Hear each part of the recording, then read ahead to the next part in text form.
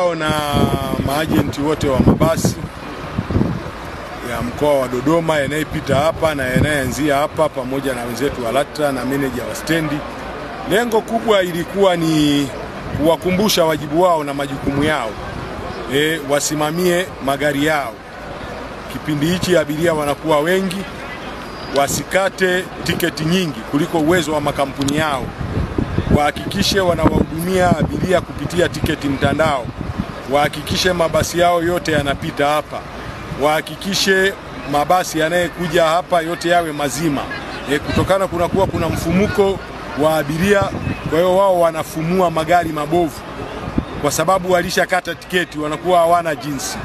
Kwa hiyo yote hayo tumewakumbusha wasimamie wajibu wao, customer care nzuri, wawashushe watu katika vituo sahihi. Na sisi kama jeshi la polisi, kikosi cha usalama barabarani Dodoma, tumejipanga vizuri. Tutaendelea na highway patrol za mchana na usiku, na tutahakikisha mabasi yote yanapita hapa, mabasi yote yanakaguliwa. Hatutokuwa na mwanya wa kutoa kwa mabasi ambayo mabovu yanayekuja kutokana na mfumuko wa bei na abiria yafanye kazi. Tutahakikisha bei stahiki inakatwa na mabasi mabovu yote yanakaguliwa na hayataruhusiwa kuondoka, na mabasi yanayoanzia hapa yote yatakuwa mazima na yatakaguliwa. Kama kuna changamoto za wingi wa abiria, overspeed, tuna chumba chetu hapa, tunaangalia mfumo wa VTS, tuhakikishe mabasi yote yanayopita hapa yanatembea speed stahiki.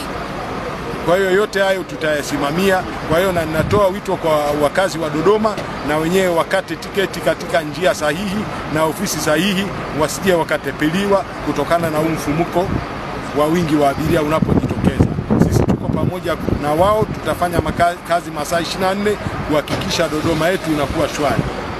Wito wangu kwa hawa maajenti wanaoongeza bei, kama nilivyosema, tutachukua hatua kali sana kushirikiana na wenzetu wa LATRA pamoja na meneja na sisi wenyewe. Kwanza sisi kama jeshi la polisi, kama nauli ya kutoka Dar es Salaam kwenda Dodoma ni 20,020, wewe ukasema 30,000, umejipatia hela kwa njia ambayo sio halali, tutakuchukulia hatua. Hilo ni kosa la jinai la moja kwa moja la wazi, bila kumumunya, halina mjadala.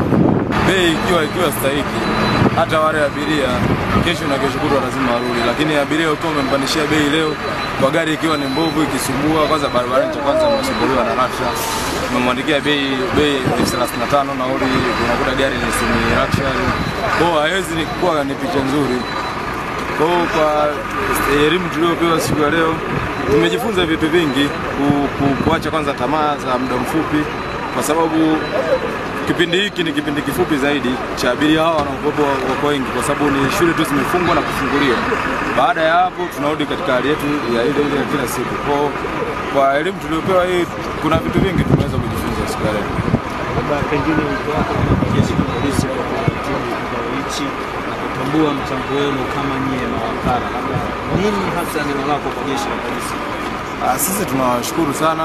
Kwanza jeshi la polisi tunashukuru sana kwa sababu kwanza kwa kuzingatia na kuwapa thamani kwanza hata abiria wetu pia, kwa sababu kwamba wenyewe kuona jeshi la polisi kuona kwamba nauli hizi tunazokuwepo tunapandisha mara kwa mara sio sahihi, hadi wenyewe kuingilia kati ni jambo zuri. Kwa kufanya hivyo inaweza kusaidia hata abiria wetu kuendelea kuwepo na kuja mara kwa mara stendi na kuingiza pato la taifa.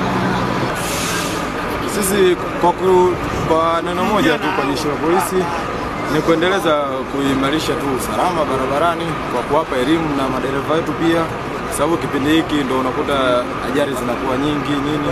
Kwa waendelee kuwapa elimu na sisi pia kuendelea kupewa elimu kama hivi kwa nauli na kwa customer care, ili kusudi kuendeleza kuwa na huduma bora.